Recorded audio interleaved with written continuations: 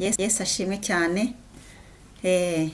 Imana ishimwe ko ikiturinze kugeza kuri uno munota. Izina ryayo nirihabwe icyubahiro. Ubu rero turakomeje amasomo ya Bibiliya.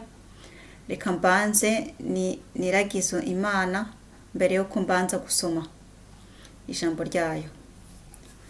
Data wa twese uri mu ijuru, Mana ya Abrahamu, Mana ya Isaka, Mana ya Yakobo, ndakwinginze kugira ngo ubane nanje muri kano kanya, ubushake bwawe aba ari bwo bwonyene buba. Mwuka wera, ndaguhamagaye kugira ngo ubane nanjye kuva ntangira kugeza nsoza. Ni mu izina rya Yesu Kristo mbisabye, amen. Kandimba karembo gatoya mbere yuko ntangira nkuko murambigira. Nagendaga mu nzira inyerera, impande zanje zose ari imyobo, nca mfukama nja mu nzu y'Imana, anyizeza yuko turi kumwe. Mwami Yesu, naguhwanya nande ko ntawe muhwanye muri iyi si. Mwami nagushushanya nande se, wambereye byose mucunguzi, wambereye byose mucunguzi. Haleluya, amen. Turakomeza gusoma mu itangiriro. Uno munsi turasoma mu gice cya 13 cyose, turasoma hose. Dusome mu izina rya Yesu Kristo. Umutwe w'amagambo uravuga uti: Aburamu na Loti baratandukana. Aburamu avana muri Egiputa n'umugore we n'ibyo byose, na Loti ajyana nawe bajya i Negebu. Aburamu yari afite ubutunzi bwinshi bw'amatungo n'ifeza n'izahabu. Aragenda ava i Negebu agera i Beteli, ageraho mbere yabanje kubamba ihema rye hagati y'i Beteli na Ayi, ahari igicaniro yubatse mbere. Aburamu yambarizaho izina ry'Uwiteka. Kandi na Loti wagendanaga na Aburamu yari afite imikumbi y'amashyo n'amahema. Icyo gihugu nticyabakwiriye kugituranamo, kuko ubutunzi bwabo bwari bwinshi bibabuza guturana. Habaho intonganya z'abashumba b'inka za Aburamu n'abiza Loti. Kandi muri icyo gihe Abanyakanani n'Abaferizi babaga muri icyo gihugu. Aburamu abwira Loti ati: he kubaho intonganya kuri jye nawe no ku bashumba bacu, kuko turi abavandimwe. Mbese igihugu cyose ntikiri imbere yawe? Ndakwinginze, tandukana nanjye. Nuhitamo kujya ibumoso, nanjye nzajya iburyo, cyangwa nuhitamo kujya iburyo, nanjye nzajya ibumoso.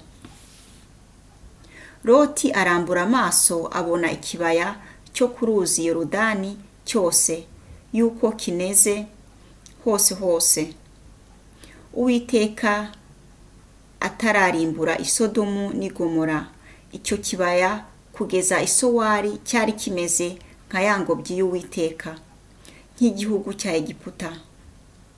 Nuko Loti yihitiramo ikibaya cyose cyo kuri Yorodani, ajya iburasirazuba, baratandukana. Aburamu atura mu gihugu cy'i Kanani, Loti atura mu midugudu yo muri cya kibaya, yimura ihema rye agera i Sodomu. Kandi Abasodomu bari babi, bari abanyabyaha, bacumura ku Uwiteka cyane.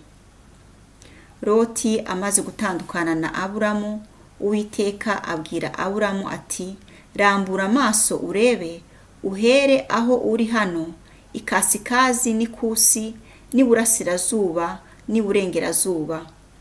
Igihugu cyose ubonye ni wowe nzagiha n'urubyaro rwawe iteka ryose. Kandi nzagwiza urubyaro rwawe ruhwane n'umukungugu wo hasi.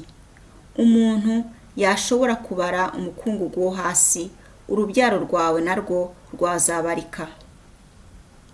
Haguruka ugende, unyure muri iki gihugu mu burebure bwacyo no mu bugari bwacyo, kuko ari wowe nzagiha.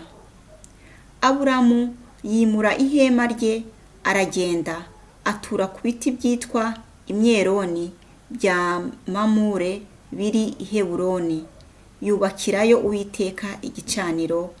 Amen, amen. Izina ry'Uwiteka nirihabwe icyubahiro. Ubushize twabonye ukuntu Aburamu yari yahungiye muri Egiputa n'umugore wiwe na Loti n'ibyo byose kubera hari hatiye amapfa i Kanani. Rero nk'uko twabibonye, umwami yaje kubasezerera, yaje kumenya yuko Sarayi umugore wa Aburamu atari mushiki we nk'uko bari bamubeshye. Arangije arabasezerera, abaha n'ababaherekeza, baragenda bava muri Egiputa. Urumva ko basubiye aho bari imbere Kanani. Bageze Kanani nibwo Aburamu yashimiraga Uwiteka, agashimira Uwiteka, yakundaga kubikora, akavugana n'Imana ye mu gusenga no mu mashimwe. Ariko rero aho hantu bari bageze, kuko Aburamu yari atunze cyane, yari umutunzi, yari afite ifeza na zahabu nk'uko byanditswe ibyera byatubwiye. Na Loti nawe yari afite ibintu, amatungo n'abagaragu. Mbese bari abantu bafite ibintu byinshi. Ariko muri ako gace bari basubiyemo hababanye hatoya. Abagaragu ba Aburamu batangira gutongana n'abagaragu ba Loti, abashumba batangira gutongana kubera umwanya wari mutoya. Ibintu bitangira kumera nabi. Aburamu abibonye bimutera agahinda, abwira Loti umukuze wiwe, arambwira ati ntago nifuza ko ngewe naho hari icyo dupfa, kuko turi abavandimwe. Ibi ngibi ntibitume haba umwuka mubi hagati yanjye nawe. Ati itegereze, kino gihugu ni kinini cyane, dutandukane. Asaba Loti ko batandukana, ko yari yabonye ibintu aho birimo kuganisha. Abwira Loti nyine ko twabisomye, Loti anyura iburyo, acagura iburyo cyangwa ibumoso. Aho acagura hose Aburamu aracagura igisigaye. Rero nyine nibwo Loti yitegerezaga, akareba ahantu heza cyane, h'ikibaya cyiza cyane, mbese hari heza, habereye ijisho, akaba ariho atoranya. Aburamu nawe ahita atoranya wasigaye. Ariko urumva ko Loti yatoranyije aheza ku by'ijisho, Aburamu ariko we ntacyo byari mubwiye. Nuko rero batahana batyo. Loti afata ibye nabe, aragenda atura mu gace kitwaga Sodomu. Aho hantu hari heza cyane, habereye ijisho.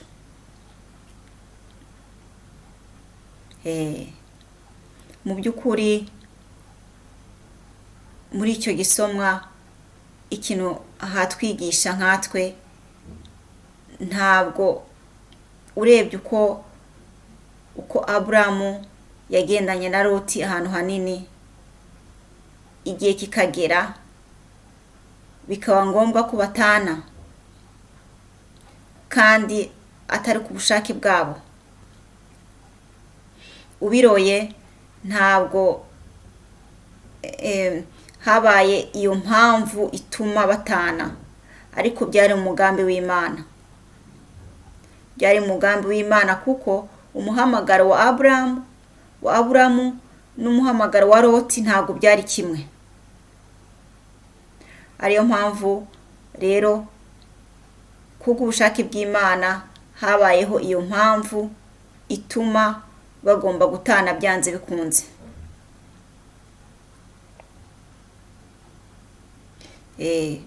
Kuko mu buzima bw'umuhamagaro ntabwo bworoshye. Imana iba ifite ukuntu ireba ibintu. Imana ishobora kugutandukanya n'ibyo wakundaga kugira ngo ukore umurimo wayo. Ifite kugutandukanya n'abavandimwe wakundaga, ifite gutuma utandukana n'inshuti wakundaga, ifite gutuma wakwimuka muri icyo gihugu wakundaga cyane kubera umuhamagaro igufiteho ukomeze. Rero ibyo bintu ntabwo bituryohera nkatwe bana b'abantu. Ntabwo bituryohera, ntabwo ari ibintu twishimira. Amatage ntabwo ari ikintu cyiza, ariko Imana si uko ireba ibintu. Imana ntabwo igendera mu masantima. Imana ntabwo igendera mu bigumbagumba, ariko Imana iba ifite intego icyo ishaka kugeraho. Akenshi usanga amasantima atuma tudakora icyo Imana ishaka. Amasantima akenshi atwangiriza umuhamagaro w'Imana ku buzima bwacu. Imana ikakubwira ati imuka, nk'uko yabwiraga Aburamu ati imuka uve muri icyo gihugu ujye mu kindi, ujye muri ako gace ujye mu kindi. Ako kanya Aburamu akubaho Uwiteka adahiga imanzi kandi adafite n'aho ajya, nta aderesi afite, ariko Imana ikamubwira ati haguruka, aho nzakubwira uhagarara uzahagararaho. Ni bangahe muri ubu buzima bwa none, ni bangahe twumvirije iby'Imana kuri ubwo buryo kwere? Ese Imana itubwiye ngo twimuke tuve mu gihugu twakundaga twayumvira? Imana itubwiye kugira ngo tuve muri groupe twari twishimiye tugende mu kandi gatumba, tuvuge ubutumwa bwiza, tuhature, duhindure, ese twayumvira? Icyo ngicyo nicyo tugomba kwibazaho, kuko kwinangira umutima nitwumvira icyo Imana itubwiye, kuko tubona ibintu uko Imana itabibona, tukanga gutandukana n'inshuti zacu, tukanga gutandukana na groupe zacu, tukanga gusiga umuryango wacu kuko Imana idutumye ahantu kure. Ibyo ngibyo nibyo bifite kutwangiriza umuhamagaro wacu. Ibyo ngibyo nibyo bituma Imana idashobora gukorana natwe, kuko Imana ikorana n'abantu bameze nka Aburamu, ibabwira ikintu bagahita bagikora ku kanya. Abantu nk'abo nibo bakorana n'Imana, abantu nk'abo nibo bafite favor mu maso y'Imana. Tugomba kwisuzuma cyane rero mu migendere yacu n'Imana, ko hari ibintu bituma tutagera kure mu muhamagaro w'Imana. Hari ibintu bituma Imana idashaka gukorana natwe, kuko hari ibintu twafatiriye cyane turashaka kureka, kuko hari ibintu tudashaka kureka dukunda cyane, ariko ibyo bintu bituma dutandukana n'Imana. Uwiteka dufashe gusobanukirwa aho hantu. Ntabwo Aburahamu yari yishimiye gutana na Loti. Ntabwo yari abyishimiye, ariko uko yabonye ko hagiye kuba umwuka mubi, aravuga ati oya, dutandukane kuko ubusabane bwe hagati y'Imana ye bwari burushije Loti. Ubusabane hagati ya Aburahamu n'Imana ye bwari burushije urukundo yakundaga Loti, nubwo yamukundaga bwose.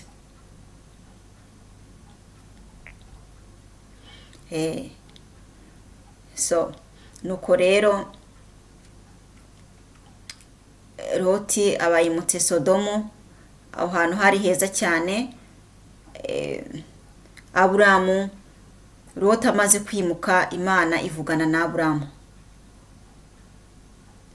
iramubwira ati imuri ihema ryawe ugende uzunguruke kino gihugu nicyo urubyaro rwawe ruzabamo. Nzaguha urubyaro rungana n'iyi misenyi ubona hasi. Ibaze, urubyaro rungana n'imisenyi, kandi koko Imana yarabikoze. Umusaza Aburahamu yari ageze mu myaka 75 adafite n'akana kamwe, ariko Imana ikamuhaye amasezerano ameze gutyo. Ariko Aburahamu akabyumva, akabyakira mu mutima wiwe, kuko yari azi ko Imana ari Imana, inzira izabicishamo Imana ari Imana nyine, ikivuga kiba. Imana itegeka Aburahamu kwimura amahema ye, yimuka ava aho ngaho. Nubwo Loti yari yagiye, ariko n'Imana yashaka ko ava aho ngaho, yimuke akomeze mu rugendo Imana yari yamuhamagariyemo. Twakwibaza impamvu Imana yifuzaga ko Aburahamu agenda urugendo rumeze gutyo. Yubakaga ihema rye hamwe, bwaki Imana ikamubwire yimuka akagenda. Mbega yari mu rugendo, nuko Imana yashaka ko bimera. Twakwibaza impamvu byari bimeze gutyo. Mu by'ukuri biroye, Imana yifuzaga ko Aburahamu azunguruka icyo gihugu, akirebesha amaso. Icyo gihugu urubyaro rwe ruzaturamo, Imana yifuzaga ko agitambagiramo, akitegereza. Kandi Imana aho hose Imana yatemberezaga Aburahamu, yari ifite ikintu izamubwira, yari ifite ikintu izamubwirirayo. Buri gace kose kari gafite impamvu yako, ni Imana yashaka kwigishirizayo Aburahamu. Ntabwo rwari urugendo rw'imfabusa, rwari urugendo rufite impamvu zikomeye. Buri gace kose kari gafite insobanuro y'icyo Imana ishaka kwigishirizamo Aburahamu. Kandi Imana yifuza ko Aburahamu yaguka. Ntabwo umuntu afite kwaguka aguma ahantu hamwe. Ntabwo umuntu yakwaguka akomeza akora ibintu bimwe. Imana ntabwo arakwikora. Iby'Imana byose bigenda bizamuka. Mbega ngo tuva mu rwego rumwe tujya mu rundi, bimeze nk'ama esikariye. Mbega iby'Imana no kubikora, ntabwo Imana iguma ahantu hamwe. Ibintu by'Imana ntabwo biguma ahantu hamwe, n'umuhamagaro w'Imana no kumeza ntabwo uguma ahantu hamwe. Bigenda bizamuka bikurikije uko umuhamagaro Imana yahaye umuntu. Na Yesu Kristo nuko yari ameze, yakomezaga yigendera mu rugendo. yari mu rugendo. Yesu ntabwo yicaraga hamwe. Yesu yavaga mu gatumba kamwe ajya mu kandi, yavaga mu gakomune kamwe ajya mu kandi, kandi agakomeza agenda. Rero ntabwo Imana ikunda ibintu biri hamwe. Umuhamagaro wacu tuwicarana. Imana yifuza ko tubuja, yifuza ko tubuja, nitwicarana ibyo yaduhaye. Igikuru kiruta ibindi byose, yifuza ko twumva ijwi ryayo tukayumvira. Ugati ikubwiye ati haguruka, imukira muri kiriya gihugu bikore, imukira muri kariya gatumba bikore, vaho ngaho uri ugende hariya bikore, kuko ibifite impamvu icyo ibivugiye ikurikije icyo yagushizemo. Na Yesu nuko yarameze, yakomezaga agenda urugendo, ava muri komuni imwe ajya mu yindi, akomeza agenda. Ntabwo yigera yicara hamwe. Ntabwo ibyo biri muri kamere y'Imana yo kuguma hamwe, yo kuguma mu bintu bimwe. Imana ikunda ko twaguka. Imana irashaka ko twaguka. Imana yifuza ko twagura ubwami bw'ijuru muri iyi si. Ibintu ntabwo bifite bikomeje kuguma hamwe. Umuntu akomeje gukora ibintu bimwe, akomeje kwibera mu bintu bimwe, nta gihinduka. Ibintu bikomeza nyine kuba nta na kimwe gifite guhinduka. Umuntu yibera muri bimwe. Umugani nawo bavuga ko ngo akanyoni katagurutse ntikamenye iyo bweze. Ntabwo ushobora kumenya kwaguka utabuja. No mu Mana nuko. Ushaka kwaguka mu Mana urabuja. Ujya mu rugendo, uva aho wari wicaye ukajya ahandi, ugakomeza wimuka ukurikije uko ijwi ry'Imana rikubwira, ukurikije uko Mwuka kuyobora.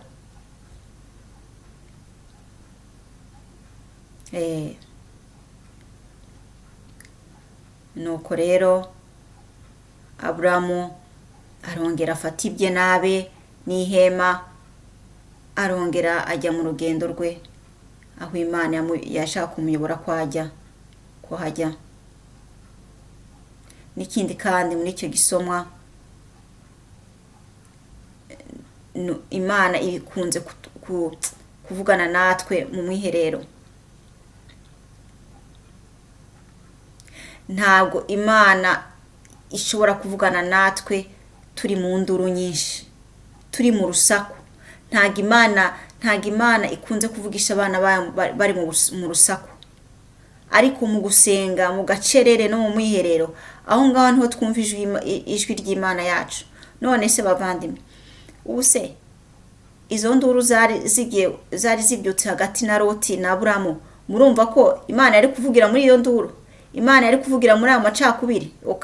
Ntabwo Imana ivugira mu nduru, ntabwo Imana ivugira mu rusaku, nta nubwo Imana ikunze kuvugira mu bintu mu macakubiri, mu nduru. Kandi n'iby'abana b'abantu kenshi twibera kuri iyi si, hari urusaku rwinshi, hari ibintu byinshi bituma tudashobora kumva ijwi ry'Imana, kuko hari ibintu bituzitira, hari ibintu bitubloka. Niyo mpamvu tugomba guha agaciro umwanya w'Imana, tugaha agaciro agacerere mu gusenga, mu gacerere, muri silence, tukaba kumwe n'Imana yacu, tukumva icyo Imana yacu tubwira, kuko ntabwo Imana izigera ivugira mu rusaku. Ntabwo ari uko imeze.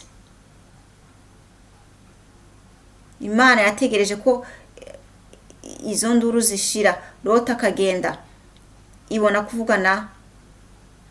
kuvugana na Aburamu, kuko urusaku rwari rwashize, hari agacerere.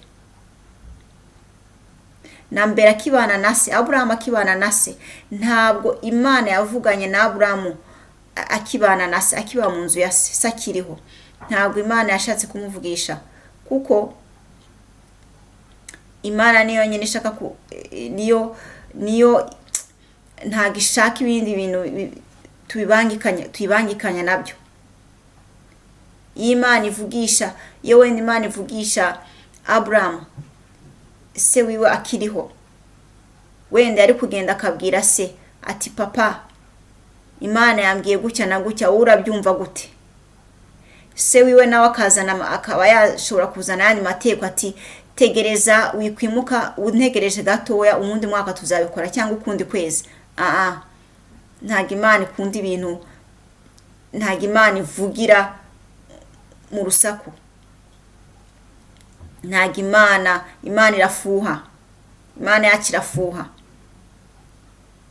ntago ishaka ko tugisha inama inshuti zacu. Imana itubwiye tukatangira kugisha inama ababyeyi, urabibona gute? Imana numvishije Imana imbira gute, urabibona gute wowe? Mingire nte? Ugire tuse, ugire ute? Imana yavuze.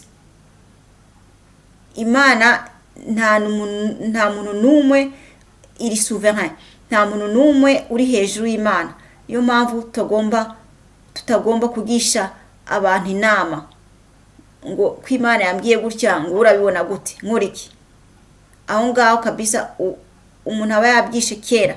Ntago Imana ishaka uko gushidikanya, ntago ishaka dute. Iyo yatubwiye yatubwiye, tugomba gukurikiza icyo Imana itubwiye, tukumva ijwi ryayo, tukaryumvira ku kanya. Ikubwiye ati uhaguruke saa moya za mu gitondo, ugahaguruka saa 3 za mu gitondo, wamaze kubyica. Imana irafuha, Imana iri ponctuel, igendana. Imana ikunze kugendana n'abantu bameze nka Aburahamu, bari ponctuel, ivuga bagakora ako kanya, nta kudidimanga. Uwiteka adufashe kumenya imikorere yayo n'imiterere yayo, kuko nitumenya neza uko Imana yacu iteye, tuzamenya ukuntu ukwizera kwacu kuzakura. Ukwizera kwacu kuzakura. Ntago kwizera kwacu kwakura tutazi Imana yacu kwimeze. Ntago ushobora kwizera no mu buzima busanzwe. Ntago umuntu wizera umuntu utazi.